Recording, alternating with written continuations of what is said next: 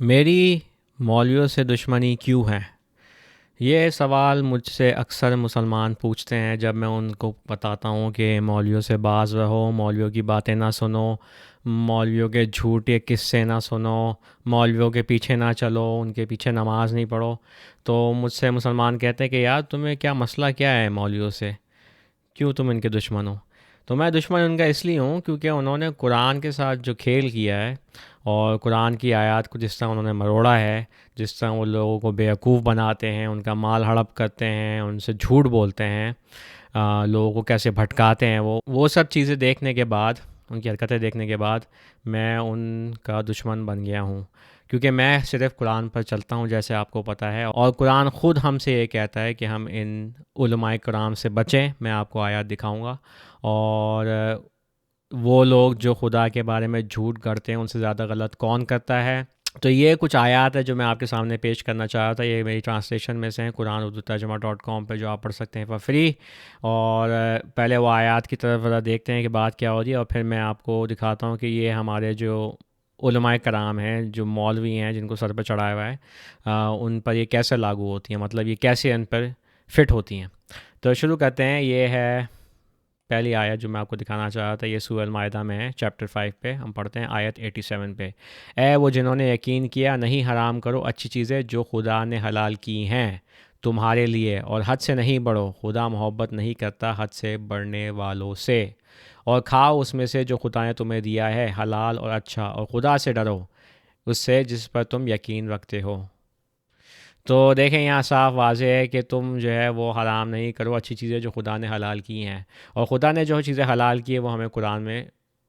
ملتی ہیں۔ قرآن میں ان کی تفصیل بیان کر دی گئی ہے۔ جو چیزیں حلال ہیں قرآن میں وہی حلال ہیں، اور جو چیزیں حرام ہیں قرآن میں وہی حرام ہیں۔ لیکن یہ مولوی اپنی حرکتوں سے باز نہیں آتے۔ مولوی آپ کو مکروہ کی اسٹوریاں سناتے ہیں، وہ کہتے ہیں کہ جھینگے کھانا جو ہے مکروہ ہے، یعنی کہ وہ ایک طرح سے نہیں کھاؤ تو بہتر ہے۔ تو وہ اس طرح سے جو ہے وہ یہ آیات کو سائڈ سٹیپ کرتے ہیں، یعنی یہ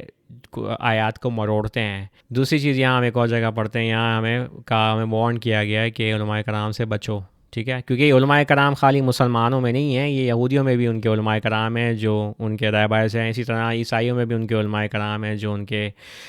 پیسٹرز ہیں۔ تو یہ نہیں کہ آپ خالی سمجھیں کہ بھئی یہ اسلام کے دین میں ہی ہیں علماء کرام، یہ علماء کرام یہ ہمیشہ سے تھے، ہمیشہ رہیں گے، لوگوں کو بھٹکاتے رہیں گے، یہ ان کا کام یہ ہے۔ تو ہم لوگ پڑھتے ہیں ایک اور آیت ہے، یہ ہم لوگ سورہ توبہ پہ ہیں، چیپٹر 9 پہ ہم پڑھتے ہیں آیت 34 سے۔ اے وہ جنہوں نے یقین کیا،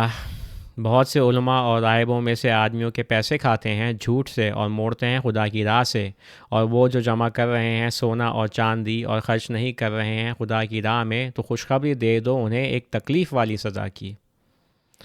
اس دن جب اسے جھونکا جائے گا جہنم کی آگ میں، اور اس سے ان کے ماتھے اور ان کے پہلو اور ان کے پیٹھوں پر داغ لگائے جائیں گے۔ یہ ہے وہ جو تم نے جمع کیا اپنی جانوں کے لیے، تو چکھو جو تم جمع کر رہے تھے۔ دیکھا؟ ایسا کہ آپ کو پتہ ہے یہ جو ٹاپ کے علماء کرام ہیں پاکستان میں، بڑے پیسے والے لوگ ہیں، یہ پجروں میں گھومتے ہیں، ان کے پاس گارڈ بھی ہوتے ہیں، ان کی بڑی پروٹوکالز ہوتی ہیں، یہ پیسہ جمع کر رہے ہیں، ان کے بنگلے ہوتے ہیں سونا چاندی، دیکھا؟ یہ مال ہڑپتے ہیں لوگوں کا، اور یہ خدا کی راہ سے بھٹکاتے ہیں۔ یہ علماء کرام ہے جس کو لوگ اتنی عزت دیتے ہیں، اور یہ لوگوں کو انگلی پکڑ کے آگ میں لے کے جا رہے ہیں۔ اچھا، اب میں یہاں کنکلوڈ کرنا چاہتا تھا ایک اور آیت سے قرآن کی۔ یہ آیت ہے سورہ الانعام میں، چیپٹر 6 آیت 21۔ اور کون زیادہ غلط کرتا ہے اس سے جو ایجاد کرتا ہے خدا کے بارے میں جھوٹ، یا جھوٹ کہتا ہے اس کی نشانیوں کو، وہ کامیاب نہیں ہوں گے غلط کرنے والے۔ اب یہاں آپ کہیں گے یار یہ تو بات ان کی ہو رہی ہے، قریش کے لوگوں کی، مشرکین کی، یہ وہ، لیکن قرآن کو ایسے پڑھنا نہیں ہے۔ قرآن کو پڑھنا ہے کہ یہ ایک زندہ کتاب ہے، یہ آپ پہ لاگو ہوتی ہے، آپ پہ اپلیکیبل ہوتی ہے، آپ اس سے چیزیں سیکھتے ہیں، آپ ان لوگوں کو ڈھونڈیں جو قرآن میں ان کا ذکر ہوا، الکافرون کو، الذین کفروا کو، منافقین کو، یہ آپ کو ملیں گے، یہ آج بھی موجود ہیں۔ تو اگر ہم اس کو اس اینگل سے پڑھتے ہیں قرآن کو، جس طرح اس کو پڑھنا چاہیے، تو آپ کہیں گے کہ بھئی یہ لوگ کو تو ان کی بات ہو رہی ہے جو جھوٹ کہتے ہیں خدا کی نشانیوں کو، یعنی کفار کی، لیکن ایسی بات نہیں ہو رہی خالی، یہ بات یہ ہو رہی ہے کہ وہ لوگ جو جھوٹا مانتے ہیں، یعنی یہ مولوی، کیونکہ مولوی جو ہیں ان کا تو وہ تو کہتے ہیں کہ جی قرآن جو ہے وہ کافی نہیں ہے، یہی تو ساری بات ہے، جبھی تو وہ حدیثیں لے کے آتے ہیں اپنی، ان کی جو ساری جو شریعت ہے اور یہ جو ان کا منہاج ہے اور یہ جو ساری باتیں کرتے ہیں نا یہ لوگ، تو یہ اصل میں کیا کہہ رہے ہیں؟ یہ کہہ رہے ہیں کہ بھائی قرآن جو ہے وہ کمپلیٹ نہیں ہے، وہ ڈیٹیل نہیں ہے، لیکن قرآن کے اپنا دعویٰ یہ ہے کہ قرآن ایک مفصل کتاب ہے، تفصیل کل شیء، ہر چیز کی تفصیل سے موجود ہے، یہ واضح کتاب ہے، یہ قرآن کافی ہے ہماری ہدایت کے لیے۔ تو وہ جب یہ باتیں کہتے ہیں کہ قرآن کافی نہیں ہے، تو وہ خدا کی آیات جس میں خدا نے دعویٰ کیا ہے، قرآن نے دعویٰ کیا ہے کہ وہ کمپلیٹ ہے، ڈیٹیل ہے، تو وہ اس کو جھوٹ کہتے ہیں، ٹھیک ہے؟ یہ بات ہو رہی ہے۔ اور یہ کہ وہ ایجاد کرتے ہیں خدا کے بارے میں جھوٹ، جیسے میں نے آپ سے پہلے بھی کہا تھا کہ یہ حدیثیں جو ہیں جن کو پڑھنا نہیں چاہیے، نہ ان پہ عمل کرنا چاہیے، ان کو بالکل ٹریش کین میں پھینک دینا چاہیے۔ کیوں؟ کیونکہ یہ ایک بخاری نامی آدمی نے لکھی تھی، بہت پہلے کی بات ہے، جو پرشد تھا، اس نے جھوٹ گڑے بہت بڑے بڑے محمد رسول اللہ کے خلاف، اور اس میں اس نے یہ کہا کہ یہ ہے وہ ہے، محمد نے یہ باتیں کہی، جبکہ محمد نے کبھی باتیں نہیں کہی، کیونکہ محمد تو صرف قرآن پر چلتے تھے، قرآن ہی ان پر نازل ہوا، اس لیے وہ جو ایجاد کرتا ہے خدا کے بارے میں جھوٹ، وہ تو سب سے زیادہ غلط کرتا ہے۔ اور یہ مولوی بھی جو ہیں یہ صبح شام جھوٹ ہی ایجاد کر رہے ہوتے ہیں، کیونکہ یہ یا تو اپنی کوئی اسٹوریاں آپ کو نکال کے لے آئیں گے، کوئی ان کے قصے جو ختم نہیں ہوتے کبھی، یا یہ کہیں حدیث سے کوئی اسٹوری نکال کے لے آئیں گے، اس کو وہ لگا بجھا کے آپ کو اس طرح بتائیں گے کہ آپ جو ہے ایموشنل ہو جائیں، تو وہ خدا کے بارے میں جھوٹ ایجاد کر رہے ہیں۔ اس لیے میں مولویوں کا دشمن ہوں، بڑا سخت قسم کا دشمن ہوں، کیونکہ میں صرف قرآن پر چلتا ہوں، اور میں دوسروں کو بھی یہی کہتا ہوں کہ بھائی تم قرآن کو خود پڑھو،